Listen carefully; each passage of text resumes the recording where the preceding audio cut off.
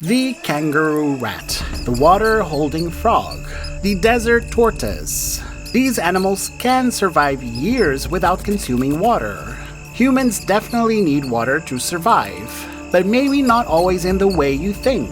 Peptide bonds, for example, take water and say, "Goodbye H2O," expelling water from their bond to be used elsewhere in the body. No normal water consumption here. So let's dive into the waterless world of peptide bonds. Are you ready? Let's start simple with a brief overview of peptides. A peptide is a chain of amino acids that eventually go on to form a protein. Less than 10 amino acids mean you've got an oligopeptide, and more than 10 amino acids mean you've got a polypeptide. You might be wondering how these amino acids join together to form a peptide, and the answer is simple. Peptide bonds. Pretty aptly named, right? A peptide bond is a type of covalent bond joining two amino acid molecules with shared electrons.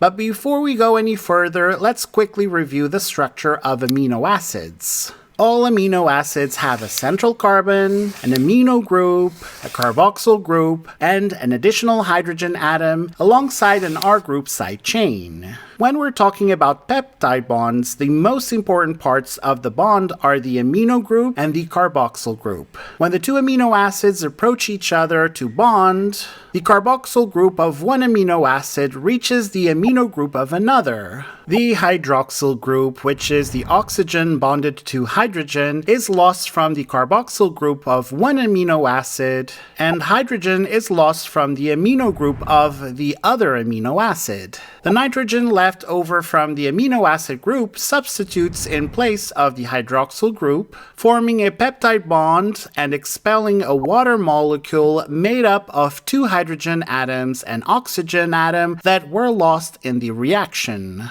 Remember we said earlier that peptide bonds aren't fans of keeping their water to themselves? Their water molecule gets transferred to different parts of the body that need it more. Now this is called a condensation reaction when the OH from one amino acid is lost and combined with the H from another. Think of it like the two amino acids condensing into one peptide. So, in a nutshell, the formula you need to remember to make a peptide bond is a carboxyl group plus an amino group minus H2O. Now that we're all up to date with what a peptide condensation reaction is, let's flip the script and talk about the opposite reaction. The hydrolysis of peptide bonds. If we're talking about opposites and condensation is removing water, then hydrolysis is, you guessed it, adding water. Hydrolysis is much more than just adding water though.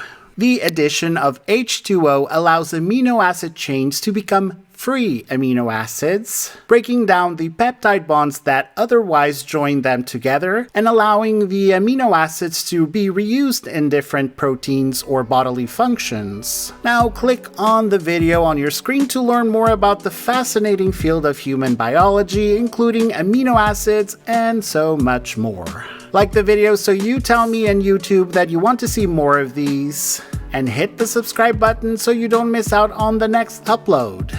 I will see you on the next one.